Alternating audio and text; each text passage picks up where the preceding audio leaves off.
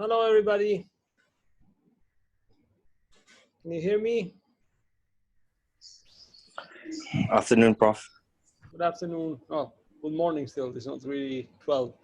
All right, so let's start. Please start your videos so that I can see you. And without wasting much time, let's go directly to the presentation. Who was presenting today? Remind me again.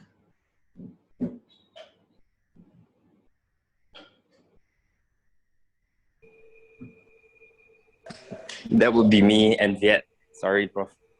All right, good. Yeah. So we ended off last week with the last session with a couple of questions, and I think the main topic was about will and goal, and we've established that goal finds itself within will. Without will, there would be no sense of goal. And then we left it with these few questions, which I think Viet will be pulling up soon. If not, I will have to pull it up. Give me a second. All right, yeah, take your time. Sorry. A rush day, to say the least.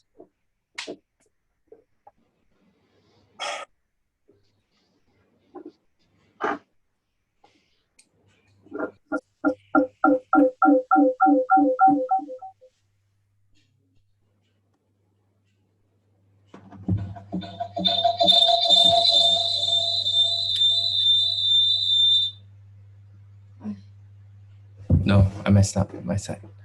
Okay, sorry. Sean, I can share.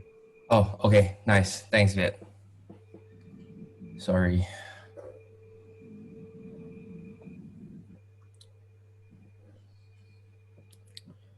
All right. Yes.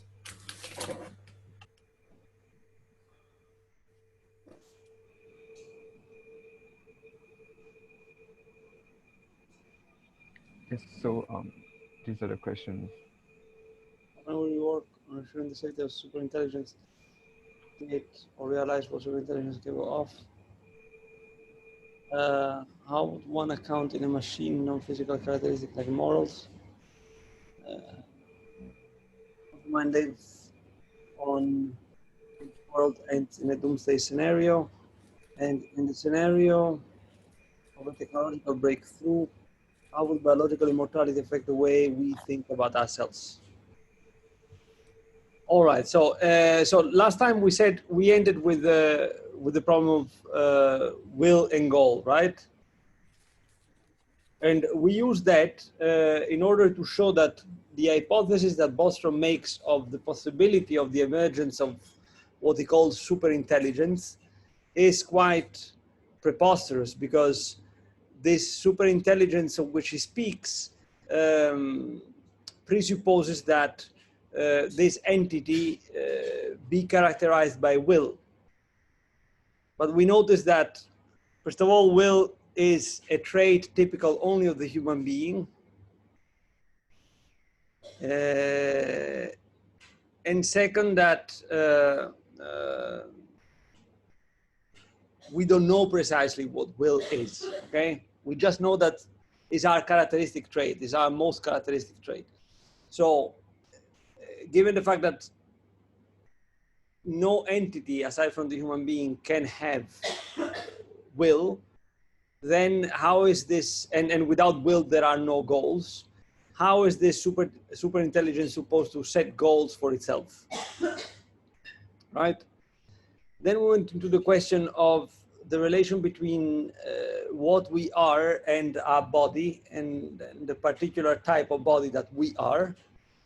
I don't remember precisely what the discussion, what kind of point the discussion reached in this domain. And yeah, that's what we said mostly, right? Okay. So have you guys reflected further on this topic of will?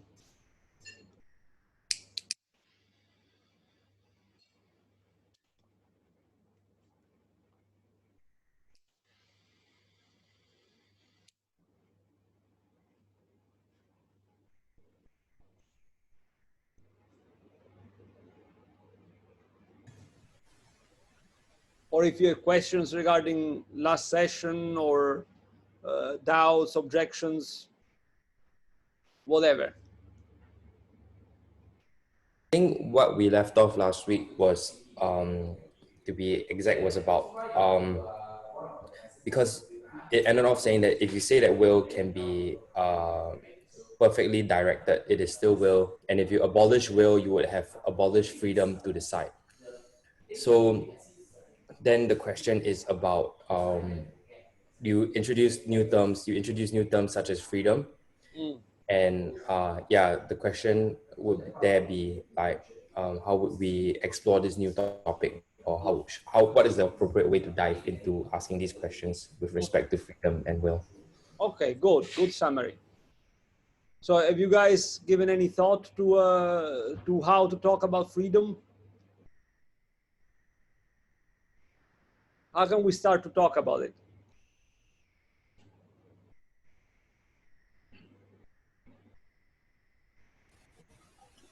Maybe I can try something. Mm-hmm.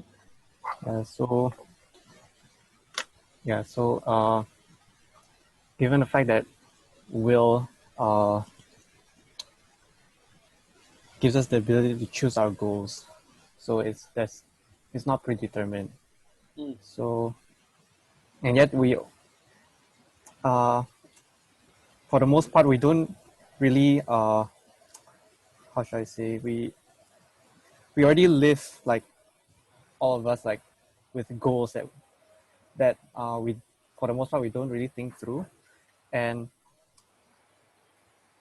so it seems that our will is attracted to things, and if we just take a or rather reflect a bit, it seems that what we are attracted to are the things that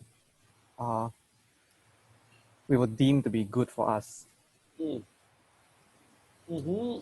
Okay, so you're making the point that the acting of will and hence the establishing of goals is based on some kind of judgment whereby we recognize what is good for us. In a way, yes. All right.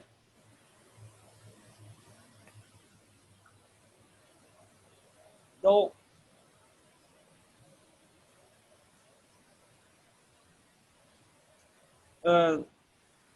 let's stay on this point a bit. So do you guys understand it? Everybody, what Johannes is proposing? Yep. Okay. Now, based on this, we could ask, can a sort of advanced AI conceive of the notion of what is good for itself? Well, since it is not conscious at all, so it can't. Yeah. So we go back to the same obstacle. That is to say, what is good for myself, I can have that notion because I have the notion of myself, which is absolutely the first evidence that I have. Even when I don't think about it, I always act to the advantage for the best of my interest, to the best of my interest for myself. Okay? Then there is a problem in what Johannes said, namely that oftentimes human beings are mistaken in considering something they're good. But that's another problem, okay? That has to do with the problem of the fallibility of judgment. That's another thing. In any case, I mean, strictly speaking, it doesn't seem that any machine can have something like this kind of judgment that Johannes is talking about in relation to will, because no machine has consciousness. No machine is conscious of itself. And in fact, it has no consciousness at all, not even basic consciousness like that of the animals. But if we want to stay on this topic of freedom mostly, what can someone object about the idea of human freedom?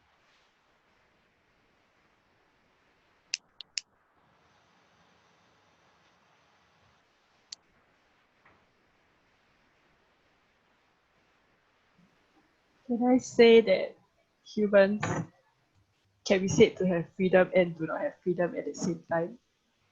For Which- example, when we are brought up, we do not know anything at first. And then as we grow up, we are more exposed to the culture, the norms. And then we learn to emulate others, like what is acceptable in the society. So in that way, we are bounded by rules, by laws. And so, yeah, is it possible for AI to reach human level of doing what we are doing every day if to emulate humans? Like, because that's like kind of what we are doing, except that they do not have emotions. Can you say it again? I didn't quite catch what you said towards the end. Is it possible for AI to reach like to function like a human being does on the surface if they are programmed to emulate other people? Because that's what we are doing like from young. Are we just Except- emulating other people? But we are kind of taught to like follow a set of rules and laws that are like set by other people. I mean, you accept them. It's not that you are taught. I mean, it's not that you are trained. A dog is trained to follow certain rules that it doesn't understand. My dog doesn't understand why I make them eat in a crate. My dog doesn't understand why I took them down only after eating. My dog doesn't understand why once a week they have to, cut their nails. My dog doesn't understand all these things. Yet he goes along with them because he has been trained. A human being that doesn't simply go along things. A human being says yes or no, or at the very least wants to know the reason why. If I were to tell you, imagine that I am the most powerful guy in Singapore, and I were to tell you, from tomorrow, all women have to shave their head like me. Would you just say, okay? Or will you be like, why? How does that make sense? So you see, we don't just go along things. We do what we do because even though we don't make it explicit to ourselves, we see a reason for what we're doing. I made to you this example many times. If I were to ask you why you are here today, it's because you want to become an engineer. Why do you want to become an engineer? Because you want to eventually have enough money to buy a condo, a car. But why do you want these things? Ultimately, you want these things because unconsciously you have adhered to the model that you've been given. But it's still an adhesion. Deep inside, you know it. You're conscious of it, not in a discursive way, but there is consciousness there. Self-consciousness, I mean, consciousness of what you're doing. My dog doesn't have that. And even less a machine. So even if we program a machine to do exactly what we do, it doesn't mean that that machine can be said to be free or lacking of freedom.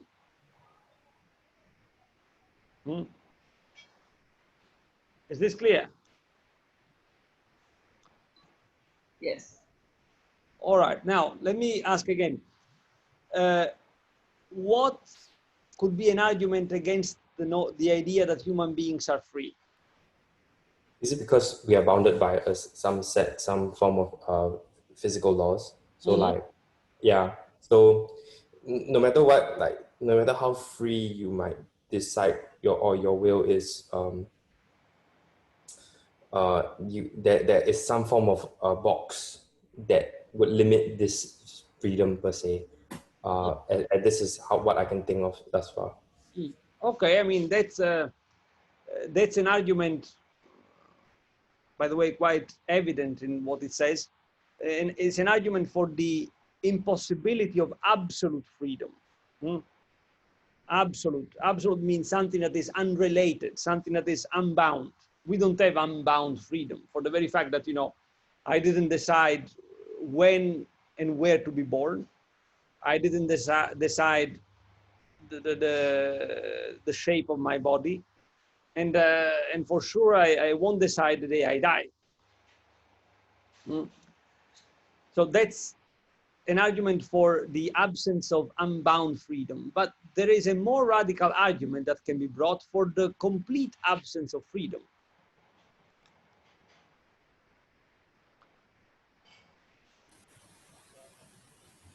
It's an argument that today you find everywhere.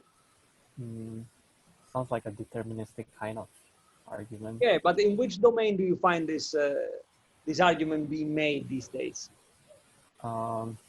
Is it more on the, I don't know, I mean, there's several, biological determinism? Yeah, in the neurosciences. The neuroscientists today, a good branch of them, is based on this idea that the human being has only the illusion of freedom, because in reality the human being acts on the base of certain processes that take place chemically in the brain. That's the argument. So if you go read people like Jordan Peterson or what's the name of the other guy? I think Bostrom also is Bostrom as well. Yes, Bostrom implicitly or explicitly, in any case, much of what he says rests on that assumption, right? Now, what can we say to this objection that I just brought to you from the domain of the neurosciences regarding the fact that we are not free because our acts and our behaviors are just the result of certain chemical processes in the brain? Well, you gave the example previously, like, I can't remember when, but you give the example of someone learning to write with the other hand, that we can alter even the physical makeup of our brain. Yeah, that's one example. But there is also something more direct that can be objected to these people.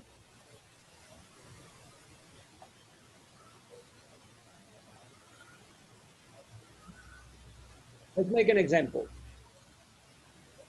Based on certain processes in my brain, certain chemical processes in my brain, and given certain external and or internal stimuli, I get angry, right? Right. Now, the moment I know that I'm angry, You can choose. Yeah. who am I? The thing that is angry or the thing that knows that it is angry?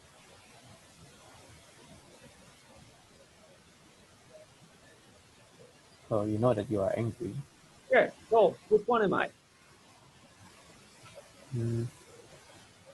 Am I the beholder or the beheld? Both? Both in a way, but mostly. mostly the one that knows that you are angry. But I mean, that's why, both in the sense that that's why sometimes you lose yourself, quote unquote, lose yourself, because you are so consumed by like being in angerness that you fail to recognize that you are in angerness. Exactly. If you just listen to what language says, right? And you say, I lost myself. What it means is that you got absorbed completely into, for example, anger, or into love, or into lust, or into, you name it, right? But yourself is instead that thing that is capable of looking at these mental states and control them. So a very easy objection that can be brought to these neuroscientific pseudoscientists and pseudo-thinkers is that, look, it's not true that I am the processes in my brain and the moods that result out of these processes. I am the one who knows that he has these moods. That's who I am. I am the eye that beholds itself. I'm not the eye that is beheld. Okay? This is what we referred to before as self-consciousness. When these people, like Jordan Peterson, Bostrom in this case, and many others, flatten up the problem of freedom on the moods, they they skip altogether the evidence of self-consciousness, altogether. What do they do with that? Well, they don't know what to do with that. They're not even conscious of the existence of something like self-consciousness, even though they are self-conscious all the time.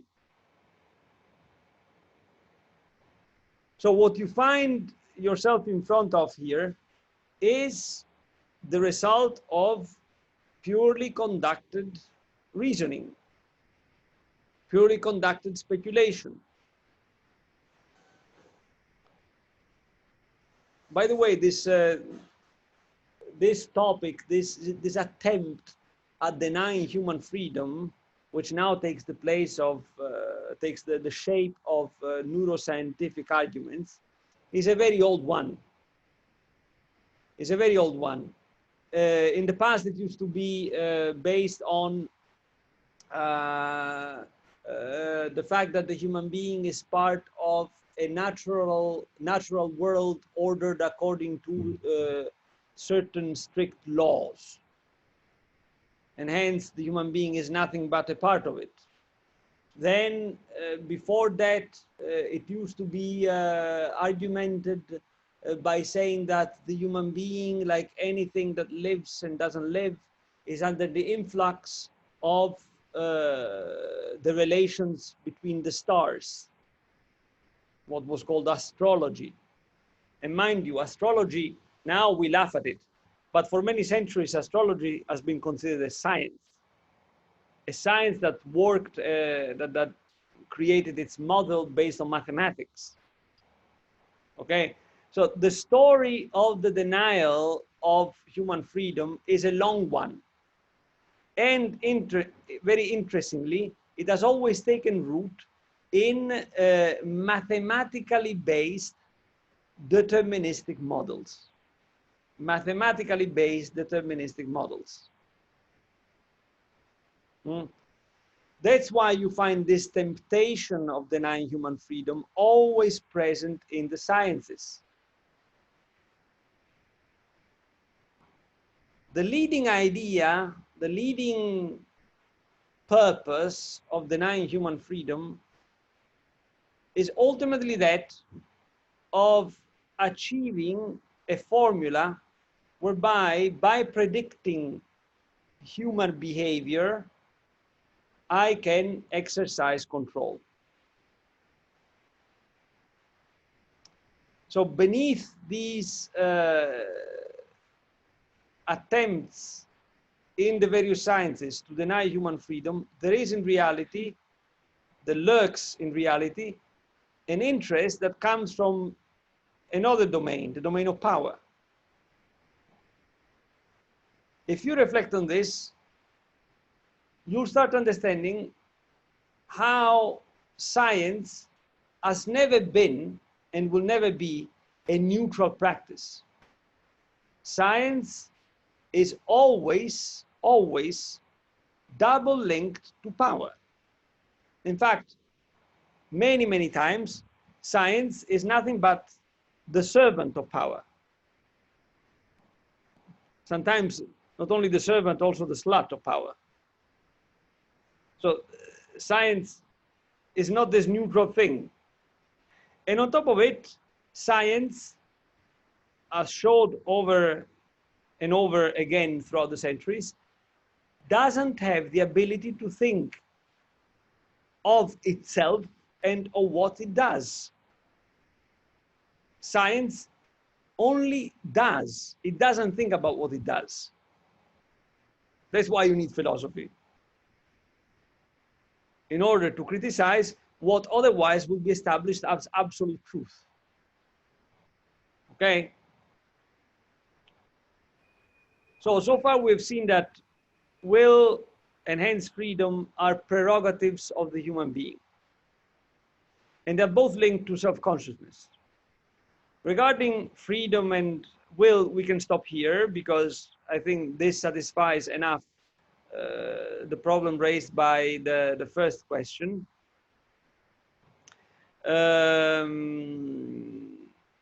Now we can go to the second question, the question regarding morality. Let's see. What would you say about the second question? So the second question was posed in aspect to, it's more of a question towards Bostrom, because he speaks about these things he speaks about a machine to have quote unquote super intelligence, right? So that would need to have non-physical characteristics like morals. So the question for him, as per watching the video, would be like, then how would you account for it? You know, like how will you account for these non-physical things like morals? And he sort of elaborates, but elaborates poorly. So just want to pose this question in lieu of watching his video. Mm-hmm. I see. So that's a question that you would like to pose to Bostrom. What do you guys think about this question? Do you think that it is a valid question, the ones that your colleagues are posing to Bostrom? I mean, based on the premise that AI are not even conscious and they can't even have will, that then morality would not even apply to them. Mm-hmm. So, in a sense, the question would go to show the absurdity of Bostrom's premise, because it's an impossible question to answer, you see. Yeah, it's an impossible question to answer, given the premise. Sorry, I just want to chime in a bit. Like it's kind of a recap of what Mushroom said also. Like he actually did mention, like Sean said, he actually did mention this problem, and before answering that, I think it's just worth mentioning that like the whole premise of his argument, or his talk, his explanation about super intelligence is that is intelligence. So like in his own definitions, like it's more of a model. It's more of a computational, a probabilistic model that is able to come up with a a solution given a task. So in some way we can already see it like it looks like a tool. So it's not a like, because it's a tool, is an equipment. For sure it won't have like things like moral, it won't have things like self-consciousness or even consciousness itself. It's like a computer, like a thing like that. But it's just a very powerful computer, a computer that's equipped with a like an exceptional algorithm that is able to solve like very, very difficult problem. So having said that, Bostrom approach in bringing the idea of a human's moral into this machine is by two things. One is by instead of focusing on the goal, we should focus on the rather than the process. So we have to phrase our goal in a way that like it follows humans morals. Yeah, and it must have this idea of humanity, it must have this end goal of serving the humanity in the goal of giving to this super intelligence. Yes. And the second one is that by guiding the super intelligence through this process of of of of of, of serving humanity, we hope that through this process it can learn the human moral and come up with the solutions that can help it. Okay, so Bostrom is saying that we should program superintelligence in such a way as to observe us and learn from what it observes, right? That's one of the approach, yes. Yeah, okay. All right, so how can something learn? Let's ask this. Can we say that a dog learns? Because again, I mean, I keep referring to animals because one thing that I find disturbing in all these AI discussions put up by people is that they fantasize about a very, sketchy form of intelligence, if it were ever to exist, and they completely ignore forms of intelligence that we do have around us. Because a dog is clearly intelligent. A cat is clearly intelligent. So let's start from them. Can a dog learn? Yes. In which sense? It can learn to obey. It can, yeah, you can train it to sit down when you said sit, and like roll when you said roll. Okay. Is that comparable to your learning? No, Why? because we can learn like way more sophisticated thing like numbers, or like the example you said just now. When let's say like when you said like when we learn to someone asked us to sit, we start questioning like, oh, why we have to follow him or things like that. When we learn, we know what we're doing. We know that we're learning when we learn. We know why we want to learn that. And we also decide whether to retain that or not. And it always starts, the action of learning, it starts before from a consciousness of being ignorant about something. I want to learn Russian because I know that I don't know Russian. And I know that there is something out there that is Russian. And I want to learn this thing, knowing that I'm ignorant of it, because I want to read Dostoevsky in Russian. And I want to read Dostoevsky in Russian because I think I'm going to understand more about Dostoevsky. And as I learn Russian, I know all these things. I know that I want to learn Russian for that end, and that I'm learning Russian. When instead a dog learns, first of all, a dog didn't know that before I taught him to sit, he didn't know how to sit. He didn't know that, right? He didn't know about his ignorance regarding something. And second, when he learns, he doesn't know that he's learning. And he doesn't know why he's learning that. So there is a radical difference between the learning that we see in animals and the learning that human beings have. Again, the discriminant there, the point of difference is given by self-consciousness. Now, in which sense can we say that a computer, as sophisticated as it may be, as complex as it may be, would be able to observe us and learn?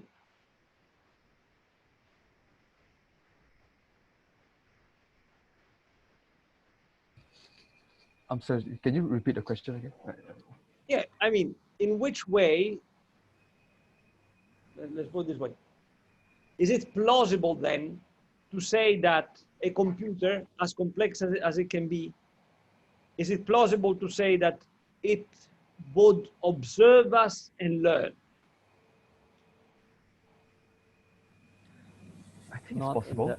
the, not in what it actually is, only what it seems to be.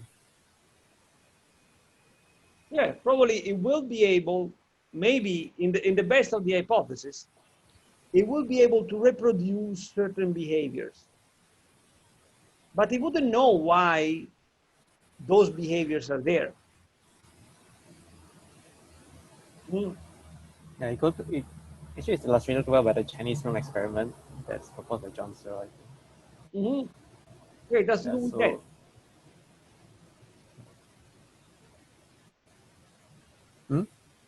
No, go ahead.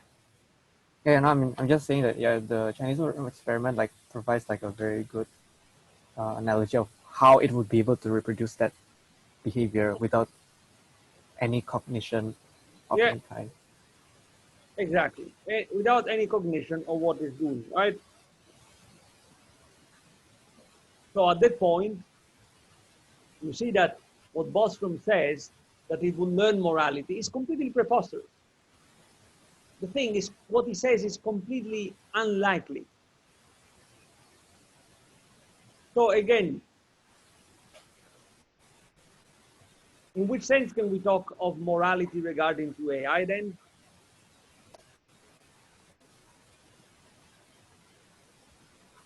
through mathematical representation. Ah, well, no. Well, Yeah, but these if things it ever are could translated be, yeah. into something. Yeah. Have you heard of the problem of bias algorithms? Bias as in B-A-Y-E-R, is it? Mhm. Is it about like it because the data it was given itself already have some sort of bias, then the result produced by the machine is biased also? Is it? Yeah, yeah. So if a computer starts treating people of color as inferior, it's not the fault of the computer. The computer doesn't know that it's doing that. It does that because the programmers have input certain algorithms, certain data, certain I don't know what, that combined together cause the computer to treat people of colors or of color or people who are short or people who are bald as lesser human beings. Who's the responsibility? Of the computer or the programmer? The human, yeah. So in which sense again does Bostrom talk about morality when relating to computers? Those who make them, basically. Hmm? Those who make the AI. Well, it doesn't say that.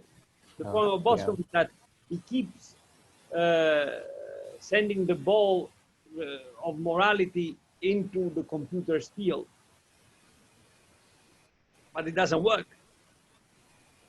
The real problem is in our own square, not there.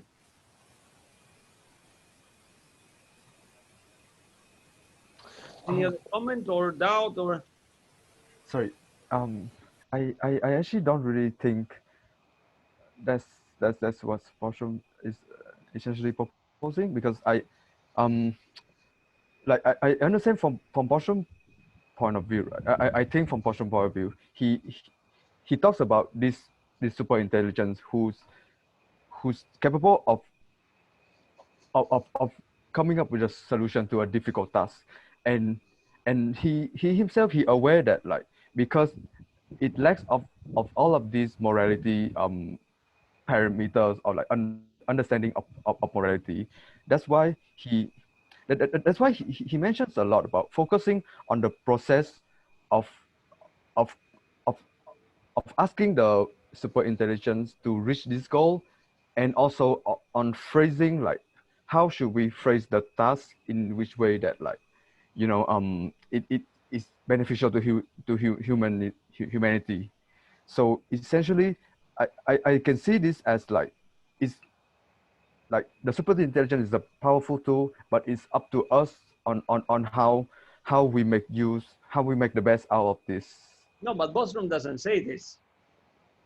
Bostrom starts from the assumption that the superintelligence, the very name he uses, superintelligence, is something that at a certain point will develop a will of its own. Because Bostrom sees will as the result of complex processes. Whereas what we've seen so far is that will is not the result of complex processes. Will is the origin of complex processes, but in itself, will is an extremely simple thing. So simple that it's undefinable.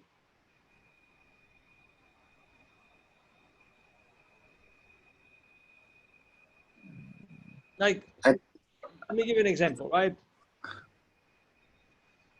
When you want something a lot, right? And you want it and you want it. And people say, but why do you want it? When you're really pressed, the only answer is because I want it. And that's it. And since you want it, you put together a series of processes that sometimes can be extremely complex in order for you to get what you want. But the will itself is simple. So Bostrom starts instead from the presupposition that will being the result of complex processes, eventually these machines, the more complex they become, the closer they're going to get to having a will of their own. Once they have a will of their own, they will make choices of their own. And these choices are not necessarily going to be in line with human interests. Now, what we said so far showed us that already this is preposterous, right? It's a completely preposterous idea that he has. He then goes on and seems to say, because it's unclear precisely what he says there, he seems to say that it is the human being responsibility to frame questions to the superintelligence. I mean, accepting that something like superintelligent really exists. I don't think, based on what we said before, this is a plausible hypothesis, but in any case, posing questions to the superintelligence in such a frame that the superintelligence would then act on our benefit, towards our benefit. So it seems for a moment to give responsibility to the human being, but then he switches it immediately to the superintelligence, because the human being at that point would be like a sort of suppliant that goes there to the superintelligence, supplicant that goes there to the intelligence and begs it in a certain way with certain particular formulas to do this or that.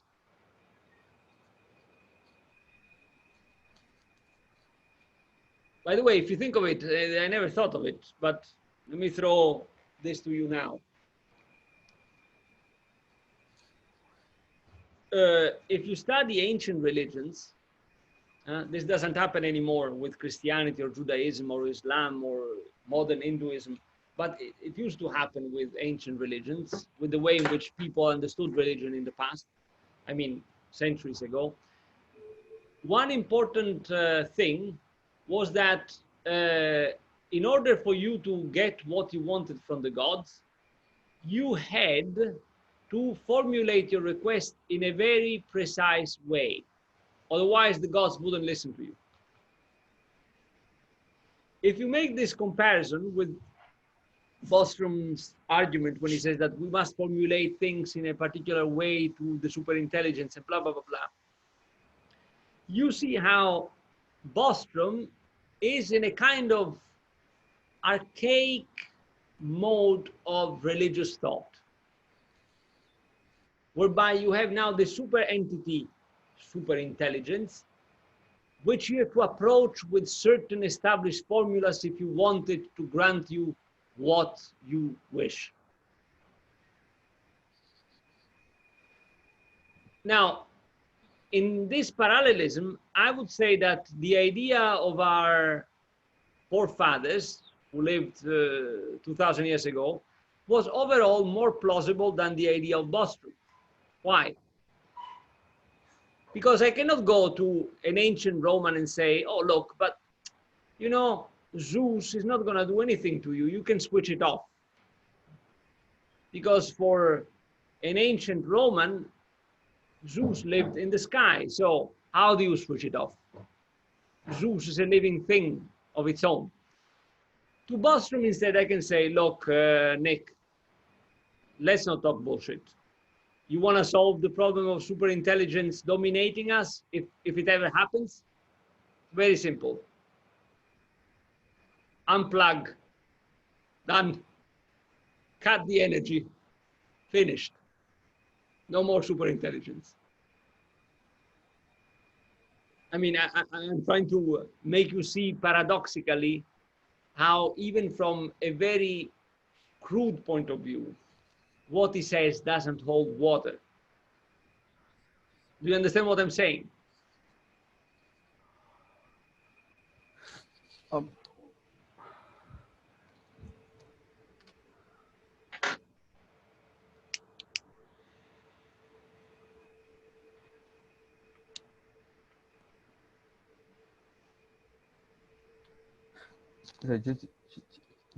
just some observations. So like through that parable, right? Like in my mind, it went in a rather different way. Is that like let's say the Zeus and the god in the ancients, right? It's hard to it's h- it's harder because like we can't tell them like their god doesn't exist, because like the whole belief of their faith is the whole premise of their faith is on the idea of belief. And in addition, we can't really we can't the most important thing is that we can't have a consistent test with that kind of thing. Like you give in something, you give a prayer, and then like you can't really test whether the prayer works or not, and like you can't control that. But for things like super intelligence and machine learning and things like that, we like there's a kind of input and output system, so we really can work with it and like can see how it's going and things like that. No, okay, let me give you, if we go deeper into that joking analysis I made, what happens in religious beliefs? Why religious beliefs have cults? During a cult, what is it that you do? You repeat certain formulas, okay? Those formulas have an effect on you. They reinforce in you a certain stand towards yourself and towards others and towards things. Okay? That's the real immediate effect with you, which you can check immediately. It has an immediate effect. Let me give you an example. I have been raised as a Roman Catholic, right? So since I was a child,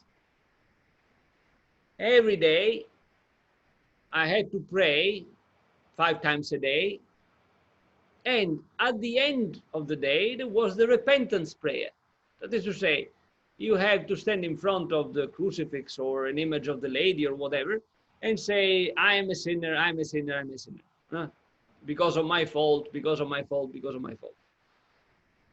Then you go to Mass on Sunday, again, mea culpa, mea culpa, mea maxima culpa. What does that do? It reinforces in you the belief that all humans, you first of all, are sinners. Now, once we imagine that something like a superintelligence would really emerge, I mean, highly impossible, not only improbable, but let's imagine, okay, in Bostrom's scenario. The moment we approach it with certain formulas, what we have already done, we have conformed ourselves to those formulas. Why? Because we will try to make everything and anything fit in those formulas that are conducive for artificial intelligence, for the superintelligence to work. So we've done exactly the same thing that people have been doing for millennia with religion. It's the exact same thing. With the difference, though, that in this case, it is even more laughable. Why? Because, as I said, and I mean, this is very crude, but in the end, one has to come to these crudities, right? With someone like Bostrom. I can very well say, oh, look, Nick, my computer is annoying me because if through my having to relate to it, it forces me to quantify everything. You know what? Fuck the computer. I unplug it, switch it off, bye-bye. No more superintelligence. Whereas if I were to go to a Christian, to a Roman Catholic like myself, and then you were to tell me, oh, look, now I'm going to switch off your God. I'm going to tell you, okay, let me see how you do it. Let me see. You know, the famous saying, Nietzsche said, God is dead, signed Nietzsche. God said Nietzsche is dead, signed God. Which one is more evident? I'm joking here because Nietzsche didn't mean God is dead in the sense that, you know, is defunct, that it is passed away. It didn't mean that. He meant it another way. But in any case, just for the sake of, you know, clarifying.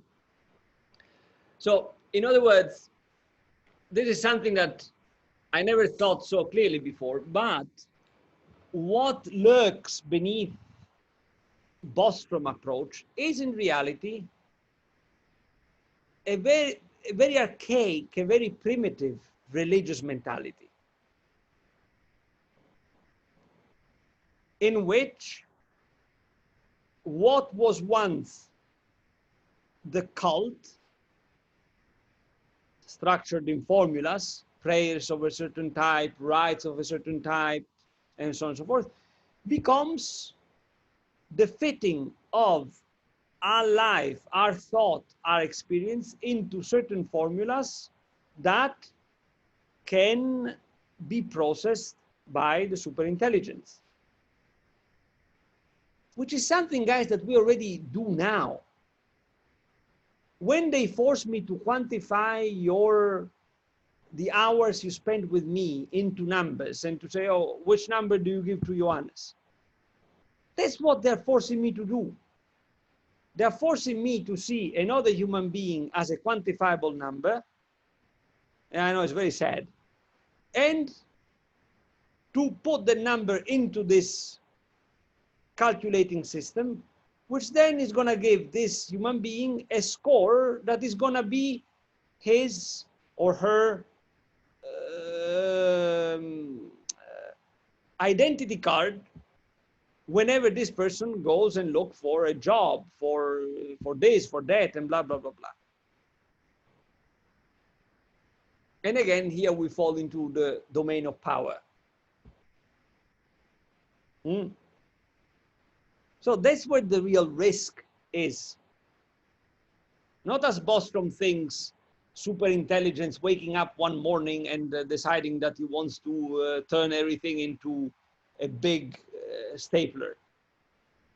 The real risk is the attitude the human being takes towards itself and towards its products.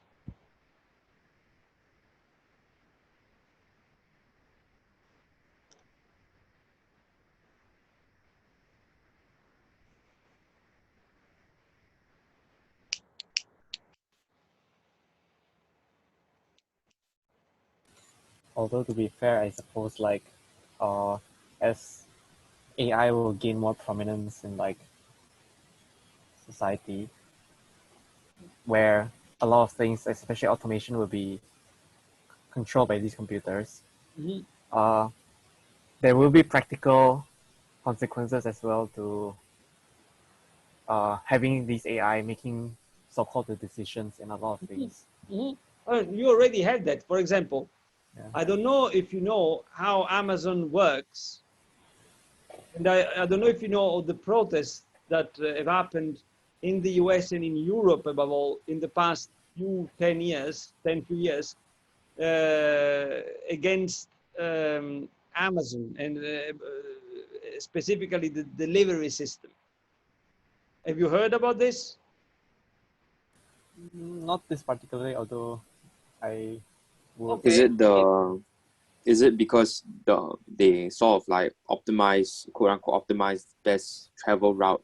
They fail to take into account and which they fail to take into account like tiredness and also like the long hours and miles having to travel and like a lot of factors that weren't considered that created very inhumane conditions to work in, and hence causing this uproar of sorts. Is that the protest you're speaking? What these workers have to do, they have to make their working rhythm square with certain pre-fixed, algorithmically fixed standards, And if they don't do that, they get penalized Mm. in terms of points. And then this is translated in the amount of money they get, or they don't get, rather. Yeah. Right? So what do you have there? You have there human beings that have quantified all human activity through algorithms, then have taken these algorithms, put them in the computer, and ask all the human beings to conform to whatever the computer is telling them to do. And these other human beings break their neck trying to fit into that. Their life becoming unsustainable. By the way, this is a parenthesis. This is we've been talking about Amazon now, right? I made a reference to Amazon and the delivery system. And we talked about it from the point of view of the algorithm and AI. If you want to see the damages that it creates at the social level, you should go watch a movie that came out last year before the break, before the circuit breaker. It's the called social Sorry We dilemma. Missed You. Huh? Sorry We Missed You by Ken Lodge, I think. Film called? Sorry We Missed You. Was it Sorry I Missed You, is it? Oh, sorry, We Missed You. I mean,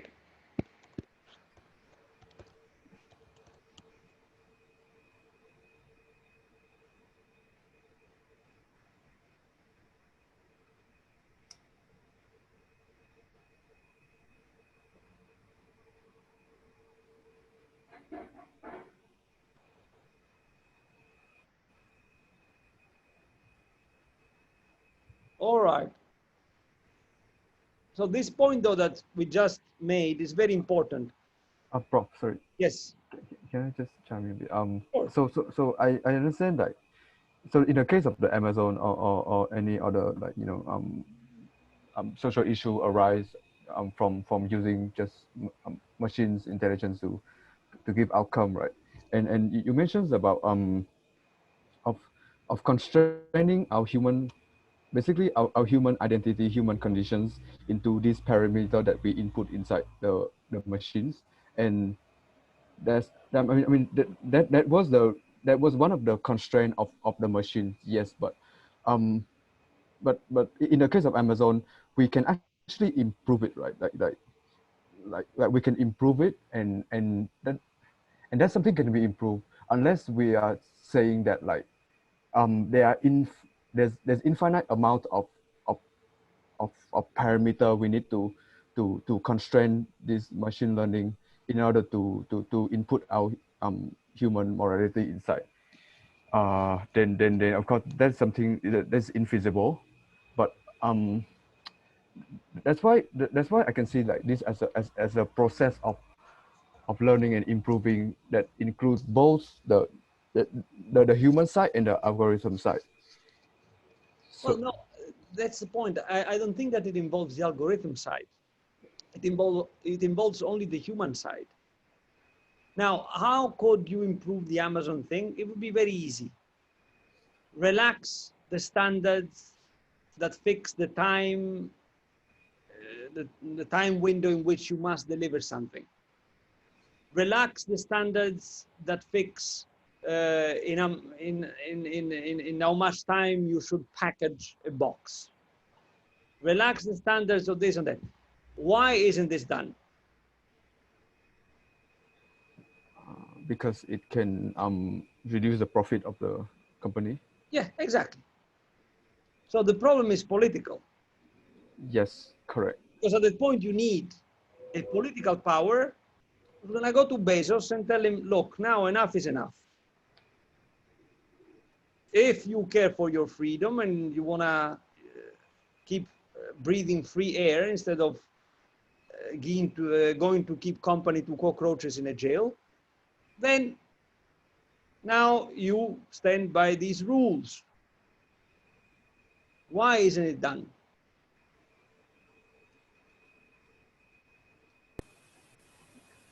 Because the interests of the management are not the same as the interests of the people on the because ground. and there is no political will to impose certain things. Why there isn't such political will? Well, because of corruption, because of various reasons, and blah blah blah blah blah blah blah. So in other words, again, the problem is not really the computer, as intelligent as it can be, and it will never be intelligent. The problem is the human. How the human decides to deal with things. Right. But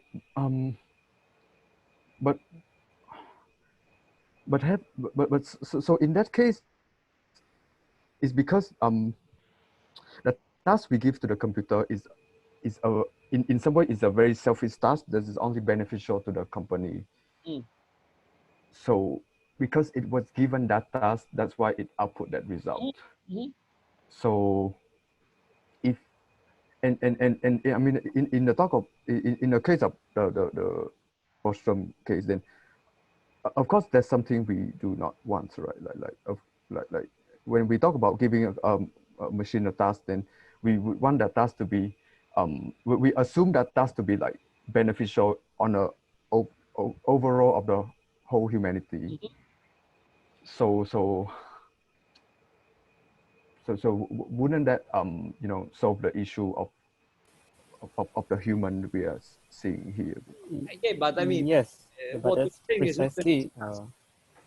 and what you're saying involves, as I said, an active engagement of each single person into the political sphere. Right. In other words, Bezos won't do this by himself, because Bezos cares only about money. You need a legislator to tell Bezos, now enough.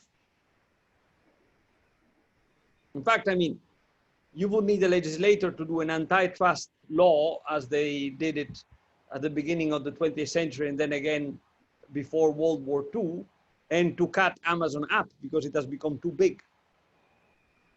And it hinders free commerce, in fact. But that's another story. What I'm trying to do, guys, is that I mean, why did I make you listen to Bostrom? My hope was to show to you how the discourse about AI can, on the one hand, be brought on completely preposterous premises, like Bostrom does. But then the question becomes, how come that a guy that writes preposterous things and says preposterous things teaches at Oxford and his books are translated and published right and left and blah, blah, blah, blah. How come? An easy answer would be, oh, because people are so stupid that they drink whatever you give them. Okay, fine. But still, behind the publication of a book, there is a huge industry. So why does this industry decide to publicize this piece of work instead of another? Because it's profitable. It's profitable, yeah, but not only that, because it's mystifying. It's mystifying. If you follow Bostrom, it seems that the question is with the computer. No, the question is with the human, and it's a political question. The problem with the algorithm of Amazon is not the algorithm per se, but those that have created these algorithms and implement them.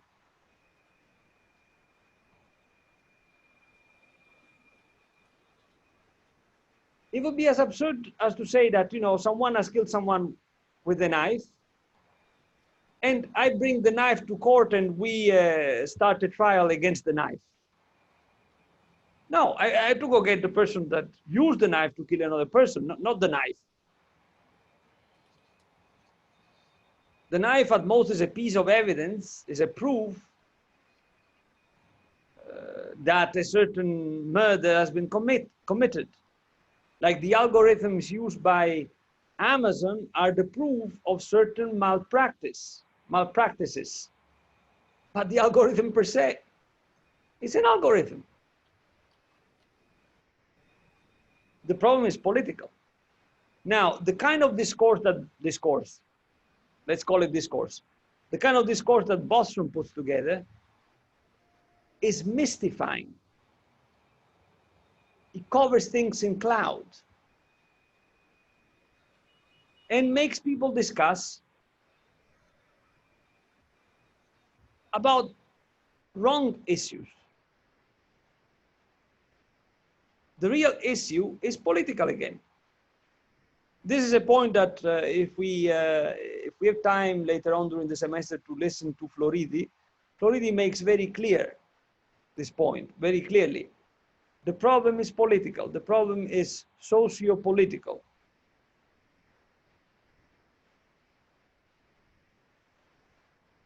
To be clear, I'm not advocating for the elimination of these means so powerful that we come up with.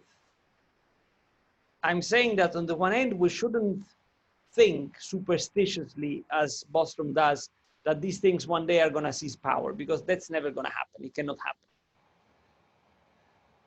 On the other, I'm saying that we should look at the problem for what it is, a political, social problem that rests completely on the human being and the choices it makes.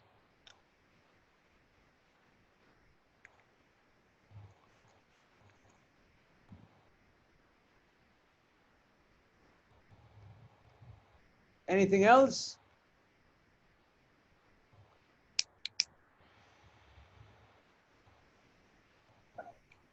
No, Prof.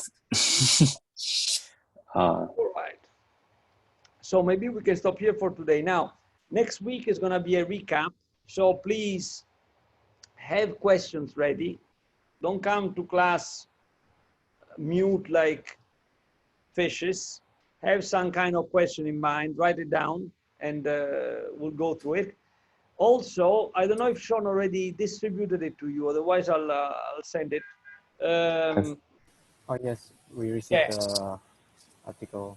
So read that article, because not all of it, but parts of it have to do with questions that we've already touched, particularly the last question that here you guys ask. In the scenario of a technological breakthrough, how would biological immortality affect the way we think about ourselves? In that interview, there is a part that has to do with this. So go read that article, and we're going to discuss it together in week 9. Okay, this is something that I didn't think to. I mean, I just found that article. It has been published a few days ago, and I thought that it would be interesting for you to read it. Okay. Hi, Prof. Yeah. I just have a side question. Yeah. So the thing is that we have learned in class, as in like, we know that we should not reduce a human being to just like what it can achieve based on paper or paper qualifications or so-called IQ tests. But the thing is that in reality, in society, there are jobs that only suit certain people with certain kinds of abilities and such. But the thing is, there's this perception that we will attach to these people, and then there's this some form of reverence towards them, even though we know that a human being should not just be reduced to just the paper qualifications, and we evaluate them according to it. So I just want to know, like, what are your views about this? I mean, yeah. Well, you know, some of this is the result of certain cultural situations. So, for example, in the Chinese tradition, you have this reverence towards learning, where learning means churning by heart kilometers of data. In the past, there used to be the writings of Confucius and the commentaries on Confucius. Now it's engineering and stuff. In the West, above all in the Anglo-Saxon countries, you have had in the past 500 years a huge reverence for entrepreneurs and merchants of all kinds. In the Latin world, where I come from, mostly in Spain and France, you have had for centuries a reverence for the idea of honor and hence, you know, physical valor and the ability to be valiant in war and blah, blah, blah, blah. So these are all cultural things, right? If you lived in medieval Europe, you would have been a perfect human being if you were a strong warrior. Then the second class was that of the monks. And then you had the peasants and all the rest of the scum, right? Which is the vast majority. If you lived in China 200 years ago, you would have been considered to be a perfect human being if you were a Mandarin, that is to say, someone who had learning and had gained an official position in the mechanism of the state. And now in the Chinese world, if you are an engineer, I mean, I've never seen such a mania about engineers as here in Asia, right? There's really a sort of hysteria about engineering here in Asia. So these are cultural things. They're difficult to change because you do not change cultural situations overnight or out of a decision to change. Cultural perspectives change over centuries through mechanisms that are very difficult to pinpoint. Have to do with a lot of things. For example, I mean, let me give you a practical example. I am an Italian, right? And by blood, I descend of those people that for 1,000 years dominated the world, the Romans. All Italians do one way or the other. Well, I can guarantee to you that there is nothing more distant in that respect than a Roman and an Italian. If my Roman ancestors were to see the way in which Italians live today, they would be ashamed. They would be, how come you people are not at war? How come you people do not praise physical value and strength and blah, blah, blah, blah?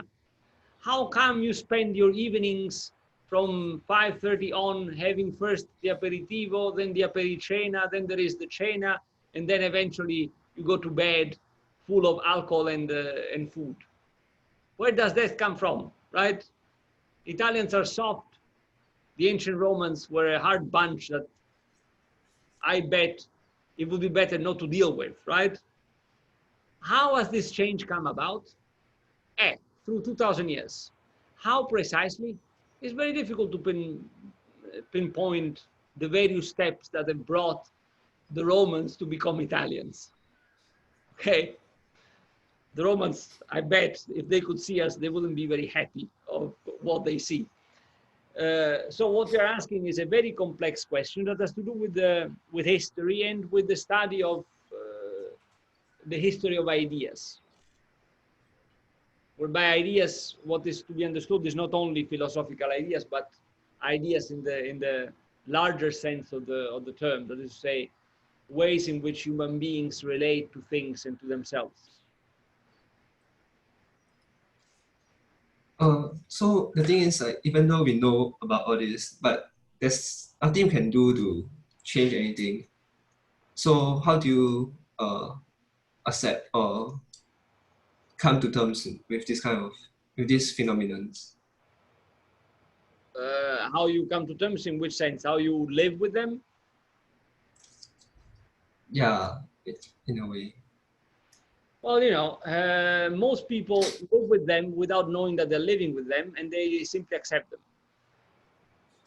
Other people understand them and embrace them, right? And those are the people that we call successful. Yeah. Because they understand the rules of the game. They don't question the rules of the game. They just play the game. Okay? And those are the people that we call successful. And then there are other people who understand, like the successful people, the rules of the game. They don't like them. They know they cannot change them. Or at least in most of the cases, they cannot change them. And so, what do you do? Well, you have several options. Live with them, criticizing them constantly, and making other people aware. Close yourself up in your little corner and live there happily, cultivating your garden, as Voltaire used to say. Or, that has been an option above all in the 20th century, make a bloody revolution.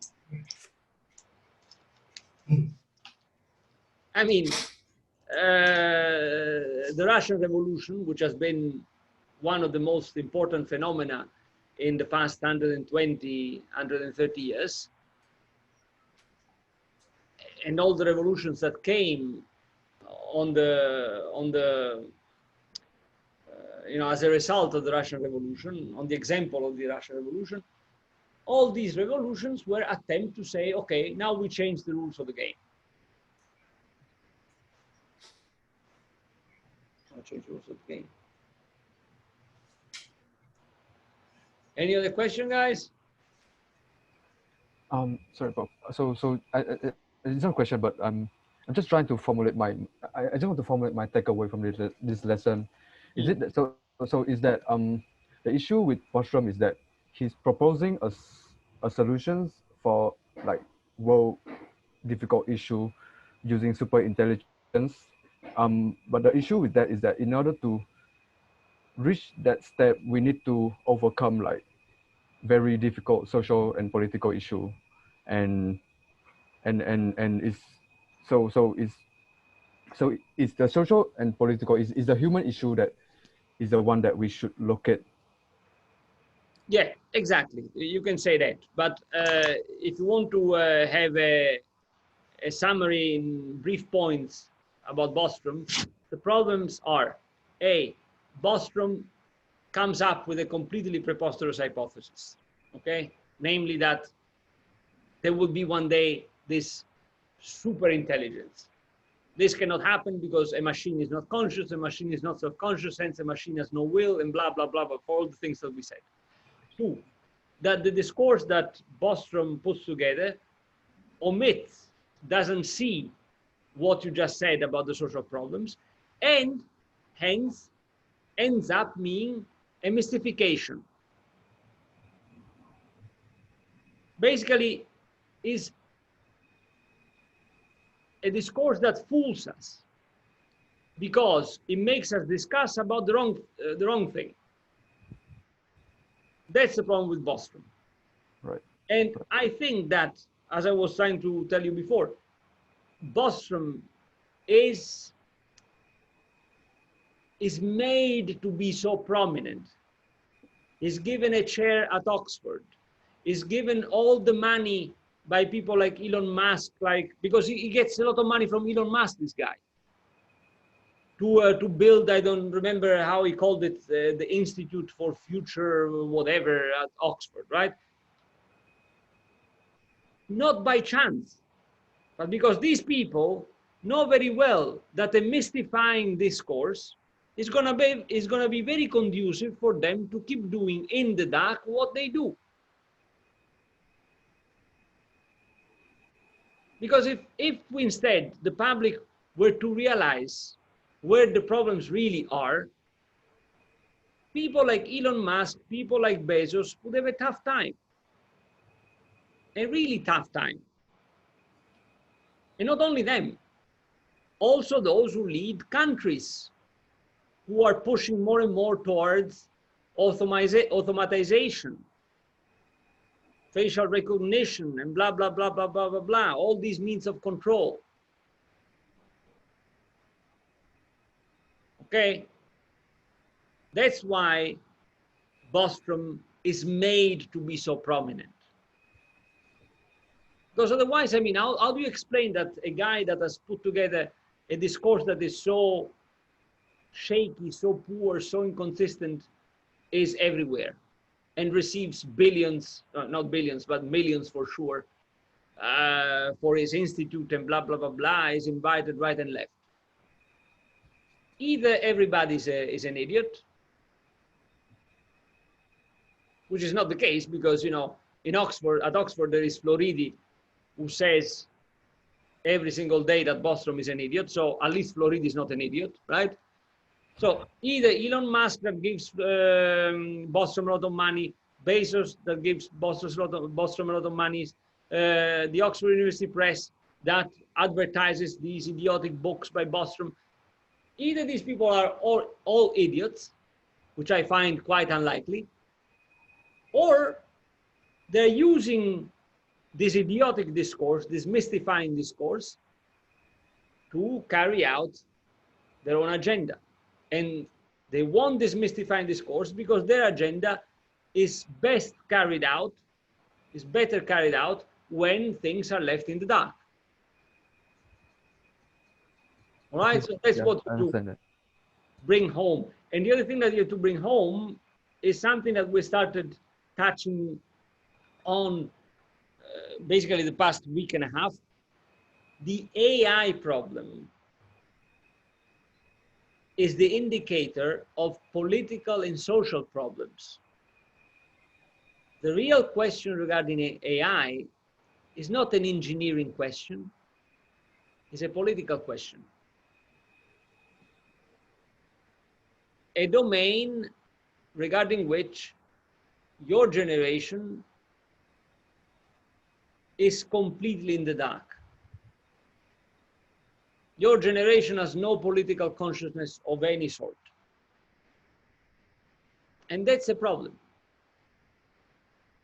You know, in Italian we were saying, when the cat is absent, mice dance. Now, who are the mice here? Well, those that rule both politically and economically. Who would be the cat?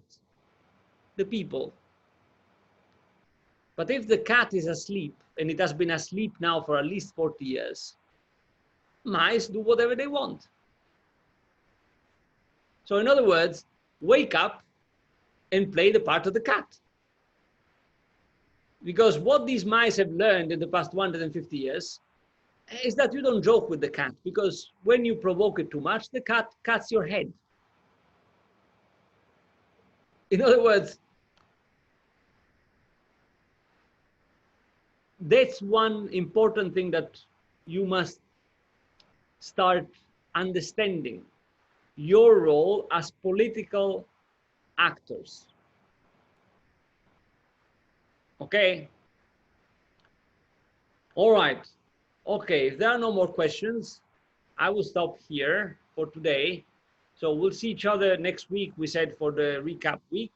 Then week 8, we have the midterm. And then week 9,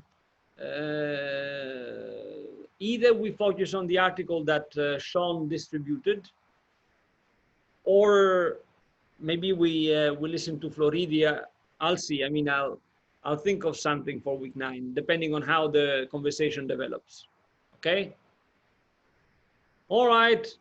Thank you, Prof. Bye, guys. Have a nice Bye. weekend. Thank you, Prof. Thank you, bro. Thank you and see you.